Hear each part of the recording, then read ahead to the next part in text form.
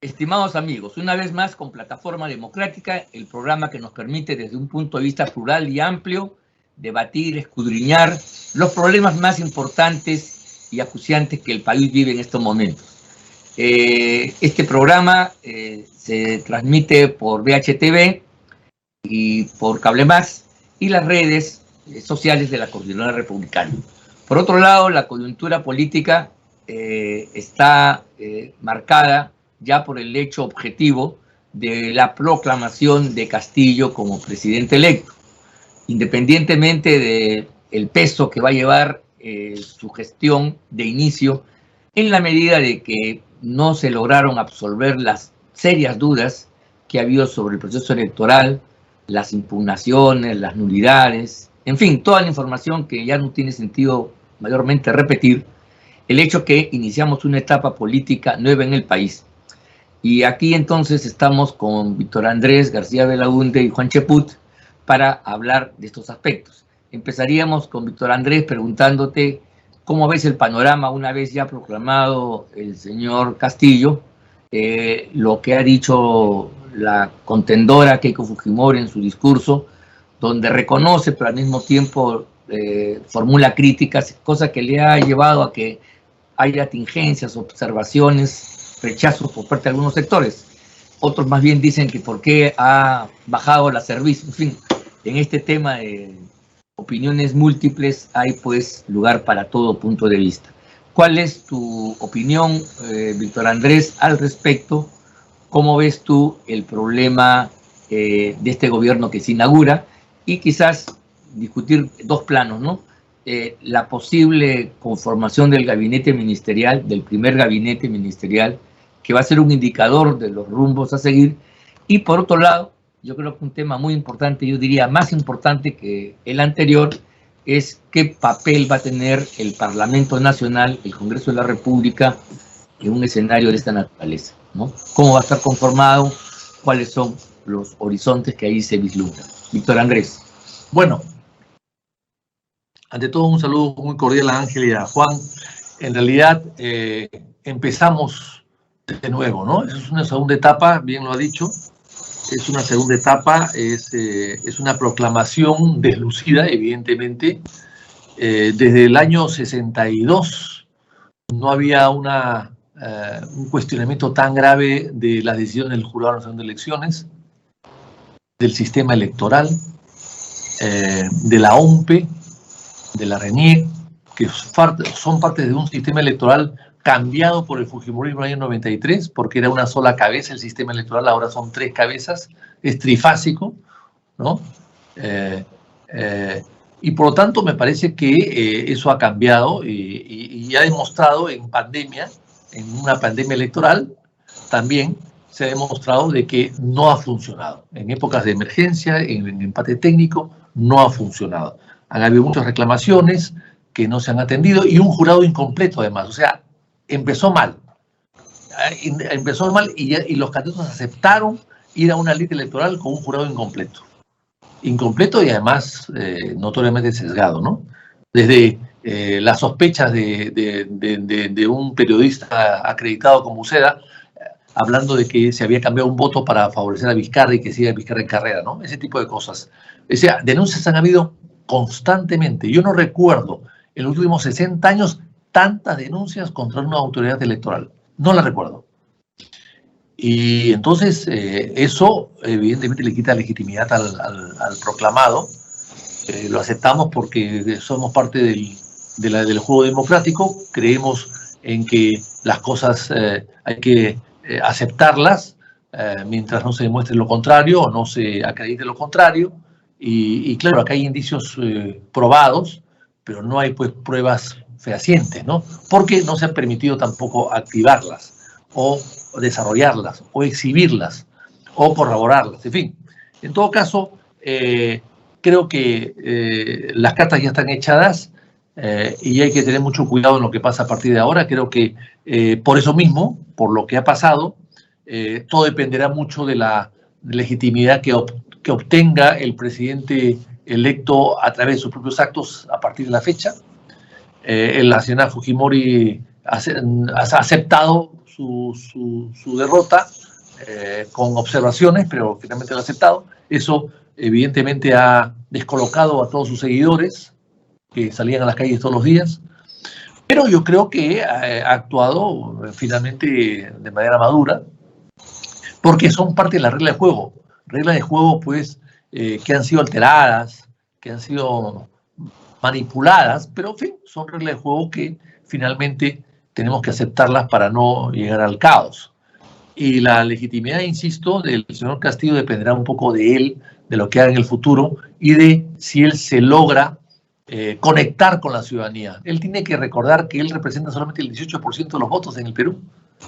Y la gente que ha votado por él son 18%. El resto de la gente que ha votado por él, los 32% restantes que votó por él en la segunda vuelta, no han votado por él. Han votado en contra de la otra candidatura. Y quizás algunos como opción única dentro de la izquierda, pero la izquierda inclusive fue muy dividida a la primera vuelta y en la segunda vuelta se han unido por necesidad, no por convicción. Entonces yo creo que el señor Castillo tiene que hacer un esfuerzo tremendo. Ahí vamos a comprobar su liderazgo, su olfato político, su conexión con la gente. Tiene que demostrar que una cosa es la campaña y otra cosa es el gobierno. Una cosa, lo que decía Winston Churchill, ¿no? El partido es un organigrama, es una maquinaria que te ayuda a llegar, pero no tiene por qué ayudarte a gobernar.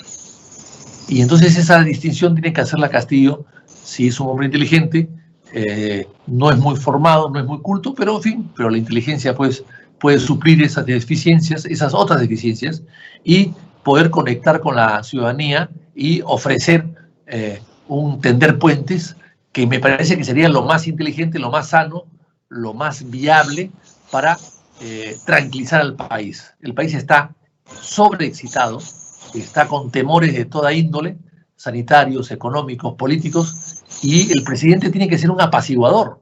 El presidente en general tiene que ser un apaciguador.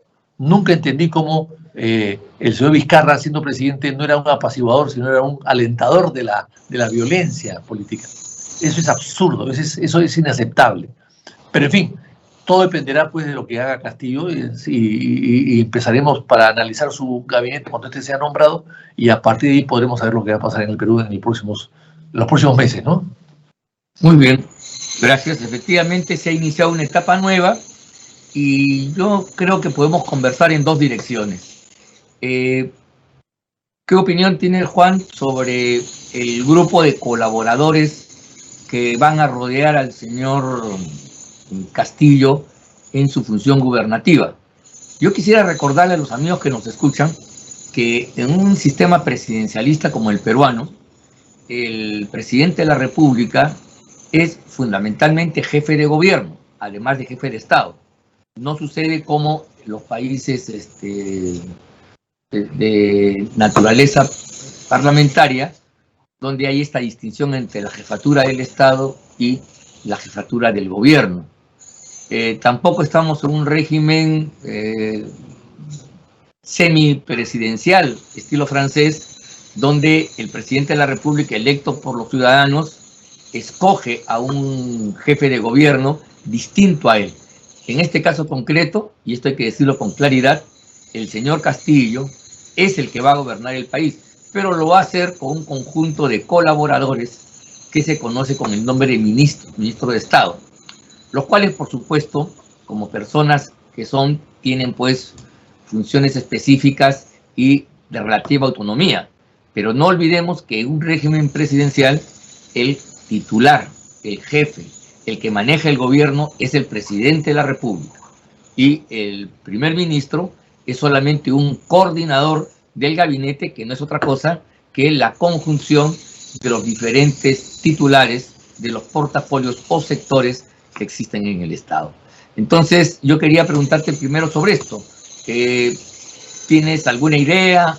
¿Hay alguna perspectiva? ¿Se puede hacer algún tipo de proyección sobre las personas que van a rodear a Castillo gobernante, a Castillo gobernante? Aquí yo no veo la posibilidad que Castillo simplemente delegue como en Francia o como en los países parlamentarios, donde el jefe de gobierno es distinto a la jefatura, al jefe de Estado. Eso no sucede en el Perú. En el Perú el presidente es el que gobierna, es el que rinde cuentas en última instancia, pero lo hace mediado por una estructura de funcionarios que justamente son los ministros de Estado. Juan. Gracias. Un saludo también para ti, para Víctor Andrés, en esta nueva jornada. Mira, yo creo que el presidente electo Castillo se está enfrentando a una realidad política, ¿no? La de conformar el gabinete. Y se está dando cuenta que no solo no se puede desprender de la presión e influencia de Vladimir Cerrón, sino que le está resultando difícil convocar a personas que le permitan estructurar un adecuado equipo de gobierno. Hasta ahora, el mismo Castillo ha señalado de que hay solamente especulaciones, y esto yo creo que es válido por una sencilla razón. Lo primero que nos tienen que mostrar es quién va a ser el presidente del Consejo de Ministros, y sobre eso no hay una opinión formada. Hay diversas personas que se han lanzado como eventuales presidentes del Consejo de Ministros, pero no hay nadie que en estos momentos pueda tener una mayor probabilidad y por lo tanto ser el portavoz de aquellas personas que según la Constitución va a tener que sugerirle al presidente para conformar el gabinete. O sea, no hay al día de hoy un eventual premier. Y por otro lado, tenemos la circunstancia que, según lo que uno puede leer en diversos medios, el gobierno está ofreciendo ministerios a algunos partidos para que sean parte del apoyo que le darían para obtener la mesa directiva. Eso, que desde el punto de vista político no es un escándalo, es parte de la rutina y es parte del ejercicio del poder. Yo no me voy a rasgar las vestiduras por eso. Es una forma de compartir el poder. Podría ser bueno inclusive si el presidente Castillo opta por el gabinete multipartidario, pero como estamos viendo la cosa, en la actualidad no hay posibilidades de ese gabinete multipartidario. Todos tienen un sesgo evidente de izquierda y se nota la influencia de Vladimir Cerrón, manifestada sobre todo en un ex colega de Vitocho y mío, el congresista Ceballos. Ceballos se ha convertido en una suerte de portavoz de facto de Vladimir Cerrón, e inclusive ha dicho de que para él es muy importante tener un contacto permanente con él en el ámbito de la salud y en el ámbito político, y que es el presidente del partido y que no puede dejársele de lado. Yo creo que esa cuota en el Ministerio de Salud, un ministerio importantísimo, no solo por recursos, sino por su protagonismo actual, es que ya hay un pie de Vladimir Cerrón en el gabinete con Hernando Ceballos, un indiscutible pie. Y de allí al premierato, yo creo que solamente hay un paso. La cartera de Economía, que es otra de las carteras importantes, yo creo que también va a ser materia de disputa, y los nombres que hasta ahora se han mencionado no han calmado el alza del dólar. El dólar se está vendiendo en el banco a más de 4 soles, 4.05, y la tendencia sigue de manera alcista. Por lo tanto, no hay señales de la conformación de un gabinete adecuado. Espero que en las próximas 48 horas, antes del fin de semana, ya sepamos quién es el premier, para que a partir de allí se pueda esbozar el futuro gabinete, así como que esperamos que ya se vislumbre quién es el candidato con mayor fuerza a la presidencia del Congreso, que es otro de los pilares del sistema democrático, que hasta ahora tampoco se sabe quién podría ser. Esos dos elementos creo que yo van a configurar el perfil del inicio del próximo gobierno. ¿Quién será el premier y quién será el nuevo presidente del Congreso? Sí, bien. Efectivamente, ahí hay una incógnita muy grande a despejar. Y, por cierto, yo no sé qué piensan ustedes, pero puede que no nos guste Cerrón, no nos gusta Castillo. Hemos manifestado aquí en este programa posiciones adversas. Sin embargo, desde el punto de vista democrático, el partido que ha ganado las elecciones es Perú Libre. Inclusive Perú Libre aparece en la célula y aparece su signo. Y ahora, para hacer más antropomórfica la elección, se pone la foto del candidato. Pero la verdad, lo que nosotros votamos es por un partido político y por un símbolo partidario. Bien, si esto es así, esto hay que asumirlo como tal. Que Castillo sea más radical o parezca más extremista que el candidato a la presidencia puede ser un hecho de la realidad, pero eso no descalifica per se al partido. Es como si mañana, por ejemplo, ganara Acción Popular la presidencia de la República o el APRA o cualquier partido y hubiera una corriente de opinión diciéndole al presidente que abandone su partido, que no tiene nada que hacer, que el partido solamente fue prestado, cosa que es inaceptable desde el punto de vista democrático. Mucho cuidado con ese discurso. Entonces, ahí yo creo que hay que hacer algún tipo de precisión y vale la pena. O sea, hay que aceptar pues el paquete. Gana Castillo con Perú Libre y el secretario o el presidente de Perú Libre no es ni más ni menos que Cerrón y toda el clan de personajes que rodea a dicho partido. Para bien o para mal, creo que esa es un poco la regla si es que estamos en ese nivel. Pero yo quería preguntarle a Víctor Andrés lo siguiente, además de si puede comentar este aspecto, es el tema del Parlamento. El Parlamento, ¿cómo debe posicionarse frente a un gobierno que, sin duda alguna, despierta muchas suspicacias? O sea, esto es un hecho también objetivo, ya no es un hecho de percepciones, es un hecho objetivo de que hay un importantísimo sector de la ciudadanía que no solamente ha votado en contra, sino que además se ha manifestado en las calles en las últimas semanas de modo significativo, persistente y con mucha importancia, que va a marcar también la correlación política. Es verdad que ya la calle va a tener que ceder su paso a la institución por excelencia que representa a la sociedad, que es el Congreso, el Parlamento Nacional. Y ahí los representantes de los electores van a disputar y van de alguna manera a sustituir la beligerancia callejera, aunque la calle va a estar ahí presente, digamos, como una suerte de telón de fondo, que yo creo que en cualquier momento podrá activarse si es que las confianzas o las medidas planteadas resultan pues absolutamente conflictivas. En fin, eso es. Entonces yo quería preguntarte, Víctor Andrés, sobre esto. ¿Qué opinas tú sobre el papel que debe cumplir el Parlamento? ¿Cómo debe posicionarse un Parlamento en esa etapa? ¿Debe ser un Parlamento de confrontación que frene a Castillo, que en alguna manera reproduzca, mantenga y prolongue la polarización que ha habido hoy en la sociedad y manifestada en las calles, o un Parlamento que por el contrario trate de ayornar, trate de arreglar y buscar equilibrios y los consensos elementales para que el Perú no se desgracie pues en una conflagración que podría también darse más adelante? Víctor Andrés. Ahora, acá hay varias cosas que hay que tomar en cuenta, Ángel. Fíjate, el vizcarrismo, que ha sido tan tóxico, aplaudió, fomentó, promovió la no reelección congresal. El Perú es el único país del mundo, quizás otro más, quizás dos, de 200 congresos en el mundo, uno o dos, uno de ellos el Perú, no tiene reelección.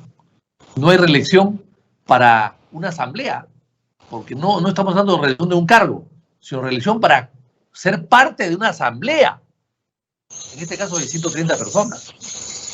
Entonces, que no haya reelección presidencial o gobernación o de la alcaldía, se podría entender porque manejan presupuesto y son jefes de un pliego presupuestal y ejecutan, pero no hay la reelección para ser miembro de una asamblea. Es como si, digamos, no haya reelección para ser miembro de una junta de accionistas. Es que como si no haya reelección para ser miembro de un consejo directivo de Universitario de Deportes, de cualquiera de sus miembros, de todos, o de, qué sé yo, no haya reelección para ser miembro del SUTEP, en fin, no sé. O sea, realmente es una cosa espantosa la no reelección. Por eso es que ha entrado al Congreso hoy día gente muy novata, gente que no tiene experiencia política. Pueden ser distinguidos ciudadanos, no lo dudo, pero políticamente no tienen ninguna experiencia. Entonces, ¿cómo van a armar una mesa directiva si no saben lo que es el Parlamento? Y llegan al Parlamento, no saben ni siquiera dónde están la sala Grau, la sala Basadre, etc. O sea, están perdidos en el espacio. Entonces, yo creo que va a ser más complicado. No hay reelectos y los que han llegado son nuevos. Entonces, independientemente de eso, hay que tener en cuenta que Perú Libre quiere presidir el Congreso sí o sí. Han habido 4 reuniones ya con gente de algunos partidos, entre ellos de Acción Popular, y ellos insisten en presidir.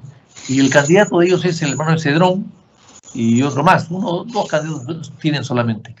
Entonces, claro, ellos quieren el poder.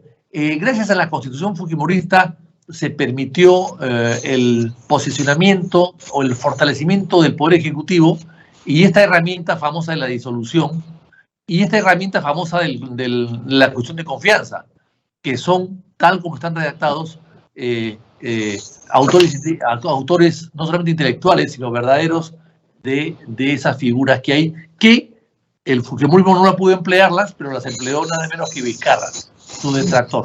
Y contra ellos. Y contra ellos. Y contra ellos. Así es, nadie sabe para quién trabaja. Así es. Nadie sabe para qué. Y la historia juega en esos sentidos. Se lo dijimos nosotros en el año 92, 93. Yo escribí un artículo sobre eso inclusive. Se los dije, cuidado, cuidado, cuidado. Pero claro, la perspectiva de ellos era quedarse en el poder 15 o 20 años y solamente pudieron quedar 10. Ni Leguía pudo quedarse tanto tiempo. Pero en fin, pero Fujimori quiso superar a Leguía. Entonces, yo creo que para lograr un verdadero equilibrio de poderes, que hoy día es más importante que antes, necesita el Parlamento estar integrado o presidido por otra fuerza que no sea Perú Libre. ¿Por qué? Porque en la mesa directiva, finalmente, en la mesa directiva, los vicepresidentes tienen menos funciones porque son encargados de áreas administrativas del Congreso. Hay uno que se encarga del fondo editorial del Congreso, por ejemplo, ¿no? Pero el presidente no, el presidente es el que fija la agenda, el que convoca, el que cita.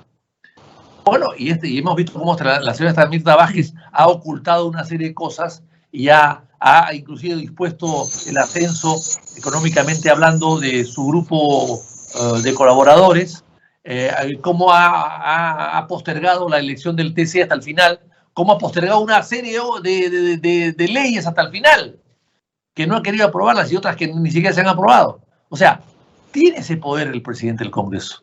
Por lo tanto, no podemos pensar que con una presidencia de la República copada por Perú Libre, el Congreso copado en la mesa directiva por Perú Libre, pues van a hacer realmente lo que quieren. Y eso creo que es peligroso. Por eso que lo aconsejable es que haya otra fuerza política, que no sean ninguna de las dos que han competido al final, sino que sean, a partir de Acción Popular, APP y el resto de fuerzas políticas se puedan unir, que pueden hacerlo, y elegir un candidato a la presidencia, porque tienen más de 70 votos. Pueden a 75, casi 80 votos. Pueden hacerlo. Sería una pena que no lo hagan.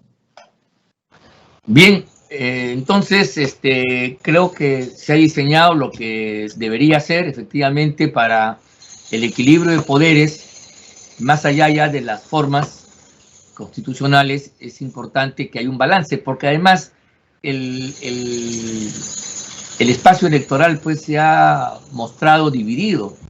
No hay una mayoría absoluta, digamos, en cierto sentido, que justifique que todos los organismos del Estado pues estén concentrados. Aparte que la concentración de por sí no es un valor democrático per se, por excelencia. Al contrario, es el equilibrio, es la compensación, el check and balance, como decían los ingleses, el check and balance. Bueno, Juan, yo quería preguntarte entonces sobre lo mismo, más o menos sobre el tema parlamentario. ¿Cómo tú ves la posibilidad que el Parlamento se estructure como un poder que en un momento de profunda confusión, temores exacerbados que se expresa en la subida de precios, la huida de capitales, en fin, un desánimo muy importante, especialmente en el campo de la economía, que ya está en crisis?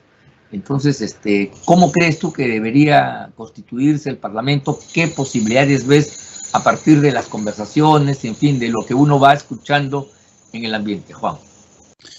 Bueno, en primer lugar yo podría suscribir cada una de las palabras que ha dicho Víctor Andrés, en el sentido de que estamos hablando de un Parlamento muy inexperto, fragmentado, sin talante político, con gente que ha descubierto su vocación política tardíamente, luego de haber sido almirantes, generales, abogados, artistas, lo que sea, pero que no tienen el oficio político necesario no solamente para la negociación, sino para entender lo que está pasando. Por otro lado, noto desconcierto al interior de las bancadas. En las bancadas, en ninguna de ellas hay liderazgos claros. En cualquier bancada, en el pasado inmediato, uno podría tener al portavoz, pero uno podría identificar a personas con las cuales, independientemente del portavoz, se podía conversar e ir articulando una especie de alianza. En la actualidad no existe esa posibilidad. No hay un grupo de personas que tengan el peso político específico como para que puedan modificar el rumbo de los acontecimientos al interior del Parlamento. Luego, cuando vemos que su principal preocupación en el corto plazo son las oficinas o el personal parlamentario, pues indiscutiblemente estamos viendo que no tienen ni idea del momento político que estamos atravesando.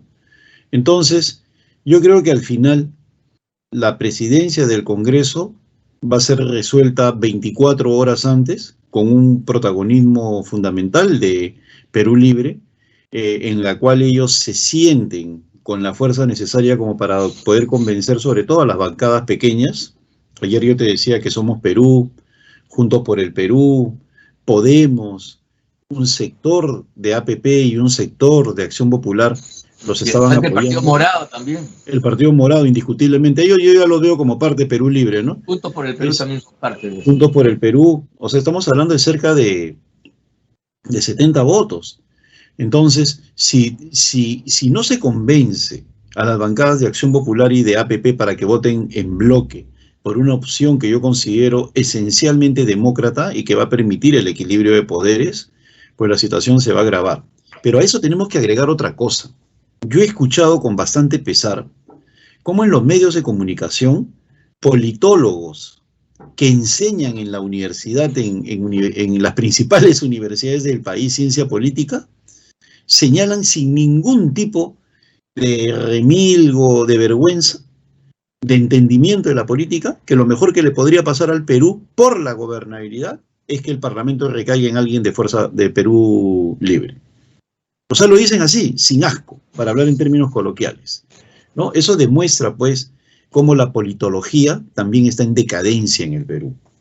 Que se pretenda decir que las cosas van a ir mejor con un partido que está planteando constituyente, una agenda extrema que hace del autoritarismo un estilo de hacer política, que tiene una serie de controversias por su relación con Sendero Luminoso, se pide que tengan el control del Parlamento, al igual que el Ejecutivo, y habiendo obtenido solamente 40.000 votos de ventaja.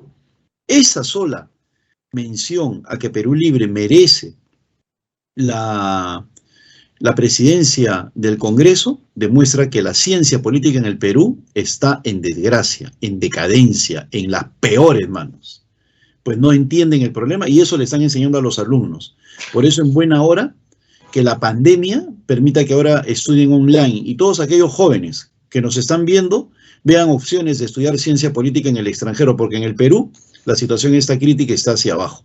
No puede ser que se diga de esa manera, pues alegremente, que lo mejor que le puede pasar al Perú es que la presidencia del Congreso recaiga en alguien de Perú Libre por la gobernabilidad.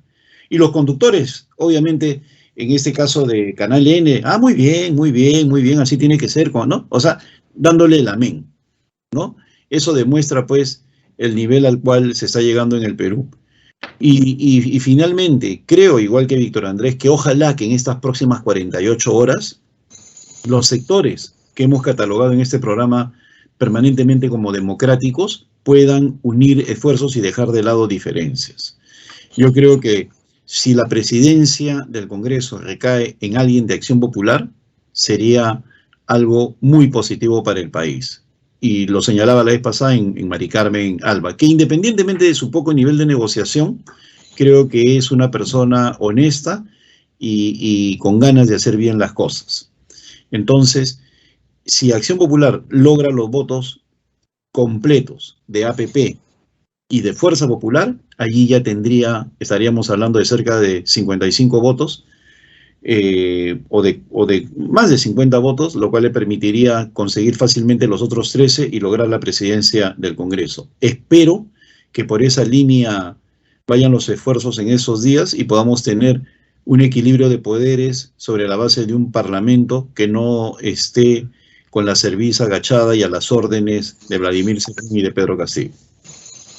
Bien, creo que efectivamente ustedes dos y yo me auno al pensamiento de ustedes en el sentido de que más que nunca el Parlamento como un poder moderador, como un poder que representando a todas las fuerzas políticas, pero mira tú, sin tener una mayoría hegemónica, pueda tener primero una mesa directiva que exprese pues el necesario equilibrio que el país necesite, y por otro lado, que pueda llevar a cabo su función de control político a través de la fiscalización como corresponde.